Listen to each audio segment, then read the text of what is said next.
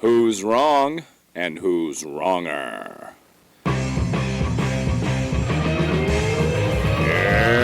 this corner, followed by millions, James the Exploding Unicorn Breakwell. And in that corner, ignored by millions, Steve Dash Rinko Leavers. Hey, welcome everybody to another completely planned out and organized edition of Wrong and Wronger. I am Steve on the ball, Olivas, and he is James, got driven over by it, Breakwell. And James, just counting down from 5 seems to be a Herculean task for the two of us to do in unison. I don't know what you're talking about. There's some sort of audio delay. On my end, we're in unison every time. On your end, I don't know what's going on over there. Nashville is kind of in some sort of black hole, so I assume we break the time continuum, but that's okay, because all that matters is my end. So I'm good. All right.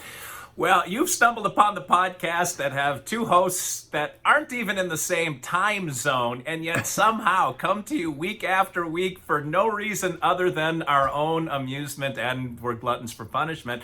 But James, I wanted to start the show by saying I want to be the first to welcome you to the planet Earth. And I realize this is why you enjoy Star Trek and Star Wars so much. It's because they remind you of your home planet. But it doesn't matter what genre, music, what artist, what song. It doesn't matter if it hit number 1 on the Billboard charts. You have no idea what I'm talking about when I text you all these guests I'm getting on the other show. This one was particularly annoying and just flabbergasting for me. Okay, to be fair, nobody has ever heard of that band, and I've already forgotten what the name was, so I'm clearly in the right on this. I mean, you get more and more obscure every single week, and then you're just shocked that I don't know. But you know what?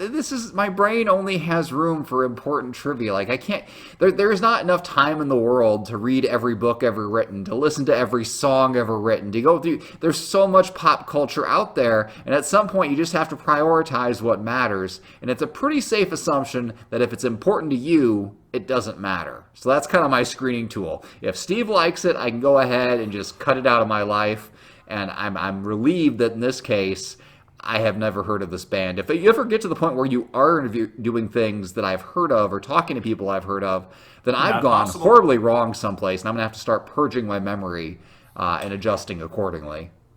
Not possible. Unless I get Captain Picard himself on the show, a character with whom you're probably only marginally familiar, but I will definitely let you know on that one.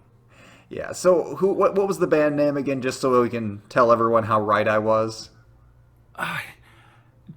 Okay, I'll tell the band name in a second, but the song is the one. I didn't care about the band name, and obviously you don't know who the singer is, but the song, you've never heard the song before? Never, not even in passing on the radio. I bet you it's never been on the radio anywhere in the last 20 years. I would sing it, but we would get shut down on YouTube because of the mellifluous sound of my own voice. But it's the song As Fools Shine On by Brother Kane. As fools shine on. You had to have heard that song. It's part of the swell of grunge music of the early and mid-90s. The good news is your voice is so terrible that there's no way you're ever going to trip the plagiarism censors on there. You can sing the whole song verbatim, and we won't get caught. I'm starting to get more into your wheelhouse timing-wise, and yet you are equally as out of touch with the entire music scene. I've asked you this 100 times, and I never remember the answer because you probably dodged the question. But when you were a teenager, like Thursday of last week, who did you listen to? Like, are you into country, or what is your wheelhouse when it comes to music? I don't have a real wheelhouse, so there's a few different. What I listen to is based on my life circumstances, because music supplements my life. It's not my entire life. I'm very sophisticated, Steve. So if I'm writing, I just pick things without lyrics. So movie soundtracks are what I did for a long time, or like French pop music, since it's all gibberish to me. Even though I took 4 years of French in high school, I can't understand a word of it. So I can just play it as background noise. It drowns out the kids and the pigs and the dog, and I can do that. If I'm working out at the gym, I go more towards heavy metal stuff where people are screaming at me. That seems to really it really gets you going. It's because men are stupid and easily influenced, and if there's just somebody yelling at you, then you can lift it that much easier. And then sometimes I'll try to listen to some techno-ish stuff, but it doesn't really do it for me that much anymore. And I do have a song. I have a playlist, and it's called the best songs ever. And it is the most random mix of songs you have ever heard in your entire life. And someday I'm going to give you a link. I guess I could share the Spotify link just to let you judge me and hate me for it. But I guarantee you there's not a single song on there by anyone you have ever interviewed or will ever interview. But when you were in high school, like, were you a jock? Were you a geek? Were you a band? Like, who were you in high school? Here's the thing, though. I went to such a small high school that you could kind of be everything. Like, there were 56 kids in my graduating class, so there was just so much overlapping. So, like, I did 3 sports a year, but they were, not the greatest sports. I did track and cross country. That was also on the basketball team for some reason. That was a totally different debacle. So again, most of the kids of the 56, you figure half of those guys are guys. Almost all of us did sports, and then there's probably a third or a fourth of us are pretty good at school. So so there was a lot of overlap. Like, the popular kids at my school were also the smart kids, and I wasn't necessarily popular, but you can really only be so unpopular when the school is that small. Like, I'm not a popular kid, but everybody knows my name. So you can only go down so far. Well, and the entire school was populated by your family pretty much, too. Yeah, well, you know what? We were one of the last big Catholic families out there. Now everybody has 2 kids, so the population of that school has been plummeting ever since. And they've been closing schools and consolidating schools, and I'm kind of shocked they're still open, but they're still going on. But see, I've got my youngest brother is still there, still working his way through the ranks. I mean, there has been somebody from my family in that school system since 1994. 1994 till today, continuously in that diocese school system. Wait a minute, you're the oldest, aren't you? Yeah, but I didn't. I switched schools. We moved to Illinois in 1994. Or 1993. So I got there in 3rd grade, and there was the one school is 3 through 8. And then the high school is 9 through 12. But as they've been closing and merging, now 7th and 8th are up at the high school too. They thought that they would sneak it in there. And like, if the 8th graders and the high schoolers were in the same building, maybe they wouldn't abandon ship, because high school is where it gets more expensive. They're doing all sorts of stuff there. But the big problem is just that Catholics don't have 95,000 kids anymore. So that's what's slowing them down. The pricing games aren't gonna fix that. They need people to bang. They should be playing Barry Manilow, not trying to offer discounts to get them up there. Wait a minute. Did you just say they need people to bang? They got to have kids. Like, you cannot build a Catholic school system without kids. There used to be so many kids. Okay, here's the thing. Back in the 60s, I think that school had 400 kids. The high school, the high school alone had 400 kids. When I went there, it was just over 200. Now I think it's barely over 100, or maybe 150. It just keeps going down. It was the same thing. I went to a Catholic college too, and back in the heyday, it was like 1,400. You know what? Going through the Catholic school system, it's kind of like. Here's a nerdy reference for you. You know, like in The Hobbit, I'm sure you don't know at all, but there's always like a reference, I've never heard of The Hobbit. Yeah, okay, so they go and they're like walking through, and they cross this ditch, and like at one time this ditch was the border between 2 mighty kingdoms, and everybody has already forgotten. And it's like, and everything is always in decay. All the greatness was in the past. Like, that's what it feels like going through the Catholic school system. You can look back at all these black and white photos to see the glory days, just in the absolute distant past, but wherever that was, it's not now. And now you're just kind of left with these decaying relics and these ancient buildings and all this, and you're just kind of, these giant structures built for 1,000 kids, and you've got like 40 left. Like that's what it's like going through it today. Who wants to bang in that kind of dilapidation? Well, you don't bang in it. Presumably you do that at home. Right. Who wants to? All right, I see what you say. Wow. I'm still shocked that you, on this podcast, said people need to bang. I can't believe you crossed over into That has Olivas. to be the most PG possible euphemism for sex that I can use. Can you think of a reference? Can I think of a more what? a more PG euphemism for it. There's no lesser words you can go. You can say bang in front of a classroom of kindergartners and nobody would even be offended. Wow, as he now pulls out the shovel and gets a little deeper into this one, but you James, know what?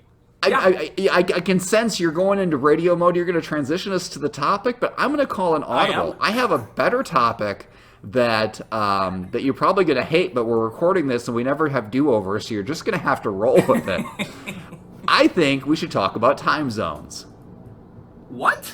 Time zones. I hate that. Yeah, you do hate why? that. How? Because, well, I'm in Indiana, and time zones are, like, all wonky here. We're on Eastern time. We should be on Central time. There's an argument that the U.S. should be split into 2 time zones rather than 1. You're on Central time for some reason, even though you might be further, I don't know if you're further east than me or further west, but it's entirely possible. I think we should argue about time zones. Which is the best time zone? Should the time zones be changed? Should we have daylight savings time? It all rolls together. And it's so much better than your other topic, which you can push to next week, and then forget about then, too. What? Listen, guy who's never come up with a single topic since we changed formats here, I like my topic, but I'm happy to bring it to next week. I don't understand your topic, which brings us right back to the old format when every idea was a dumb one, but we went with it anyway. You have to have time zones because it takes the sun a long time to get from Maine to San Diego and Hawaii, so they can't be in the same time zone, so that makes no sense. And the time zone lines, I actually don't know the history of how they were drawn. They're not a straight line up and down, so they're not completely arbitrary. They do follow either population or geography, like a topography, rivers or mountains or something. But I don't mind the time zones. A daylight savings time is a more salient argument, I think, than whether we should have time zones. No, I'm not arguing that we shouldn't have time zones. I think they're set up wrong. So I mean, you of all people, you travel all around. Don't you get jet lagged, Steve, by having the 4 time zones of the U.S. bouncing back and forth from Eastern time to West Coast time and back to the other side? And I don't think you travel much internationally. But I saw a proposal once that basically said that L.A. starts its day earlier than New York, because they have to kind of line up with New York. So New York starts later. They tend to start at 9, and then LA starts much earlier. So they kind of average it out anyway, because we kind of go by the business cycles. And they said, really, rather than having 4 time zones where everything is just parsed out and it gets very confusing, especially in my area, and I can get into that in a minute here. Well, what if we had just 2 time zones, an hour apart, one to the east of the Mississippi River and one to the west of the Mississippi River. And then, Minnesota would have to divide itself up somehow or pick one side of the line or the other. I thought that is the simplest thing ever. A 1-hour time change, clearly split by a giant river that everybody can see, is the simplest thing in the world. Now, I've spent a lot of time in Indiana, and the sun does not rise at the same time in Indiana that it rises in New York or Maine. Yet we are on Eastern time. We are as far west as you can go on Eastern time. And I grew up near the Illinois-Indiana border, so I was just on the other side of the line. And anytime you had a school or a event or anything like that, we should have been on Central time with everybody else. We weren't. You always had to do math.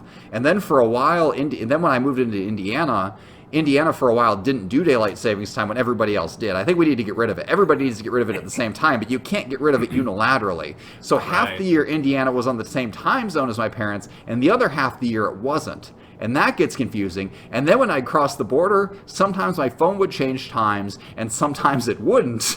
And there was time where I drove across the border, and then I woke up the next morning. I had legitimately no way to know what time it was. It was so confusing. But even within Indiana, like there's a section up by Chicago where they are on Central time because everybody there commutes in that direction.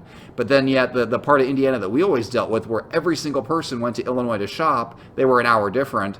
I went to college up in that pocket where if I drove half an hour south, the time changed by an hour. It was super confusing, and it was that hour like made a difference because things used to close back then, so you couldn't make it to the mall. Malls used to be a thing. It's a mess. And the reason Indiana split up like it is because we should be on Central time. But if we just divided the U.S. into 2 time zones, that wouldn't be an issue, and we'd be living the lives we're kind of already living already. It'd just be that much simpler. That's where I was going with this topic. This topic is only relevant for people in Indiana because I think if I can pull your thesis out, it's Indiana is dumb.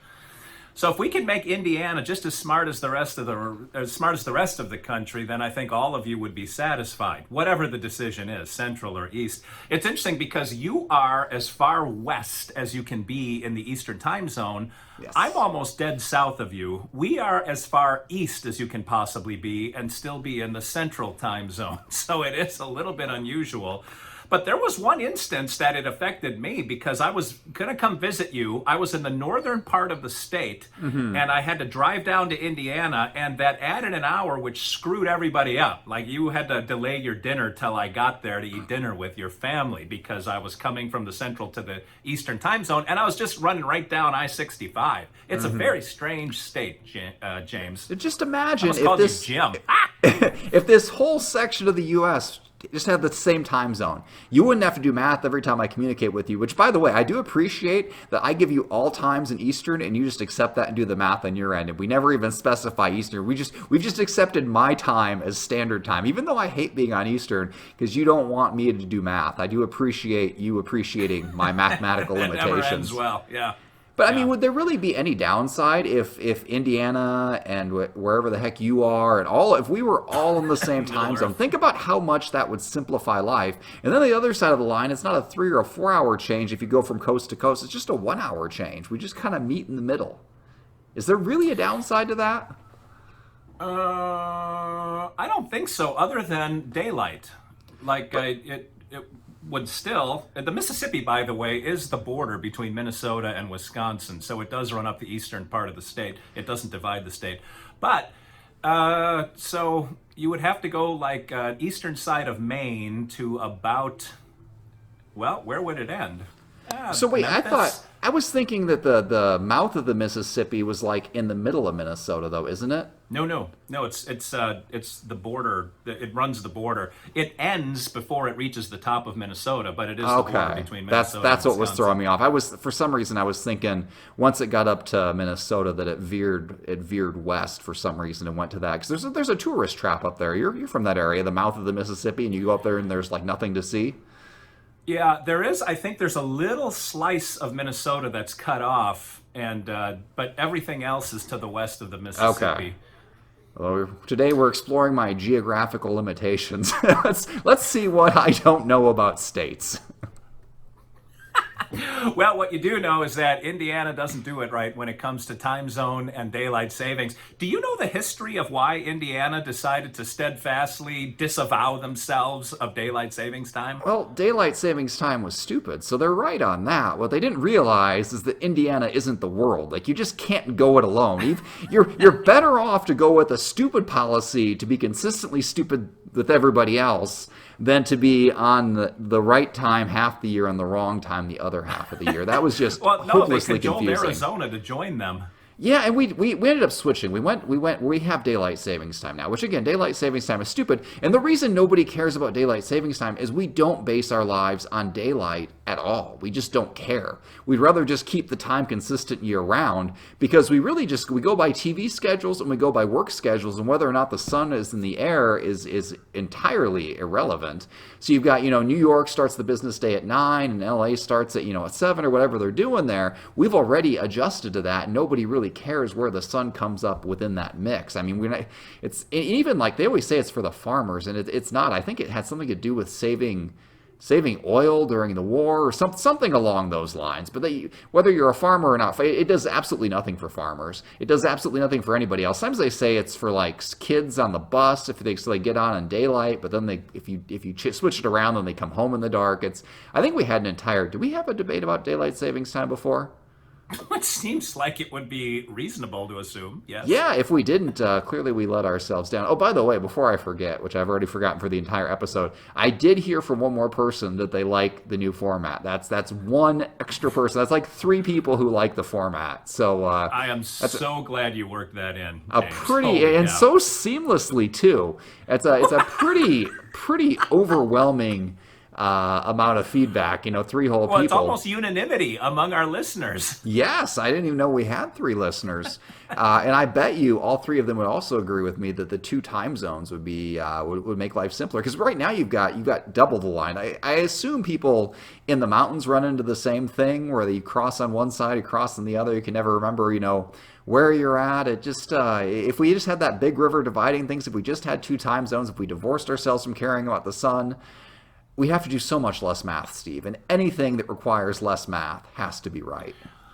I would like to get rid of the mountain time zone. It's so small population-wise and so confusing when you're there, because if you travel, you're never in the mountain time zone 2 cities in a row almost. Like you're going to go one direction or the other because it's narrow and there's just no huge population centers other than Denver in it.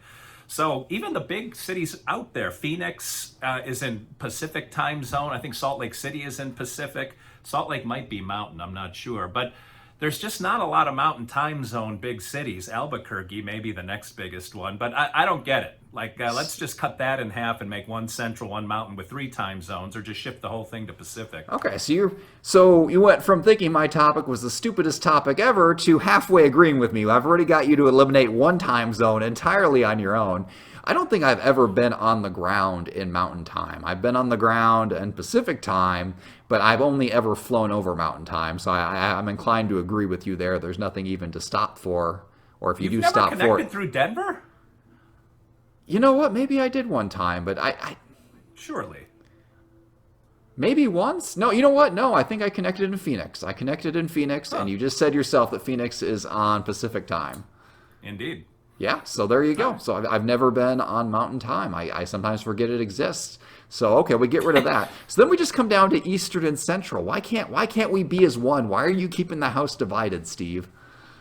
The funny thing is, you mentioned TV schedules a little bit ago. That's not even relevant anymore because network television programming is a low priority for most people who have Hulu or Netflix or whatever.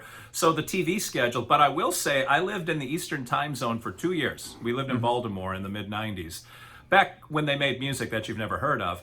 But I liked the Eastern time zone TV schedule better than the Central time zone TV schedule. But now it'd be a 6 1/2 dozen of the other for me. If they did change it, it wouldn't bother me a bit.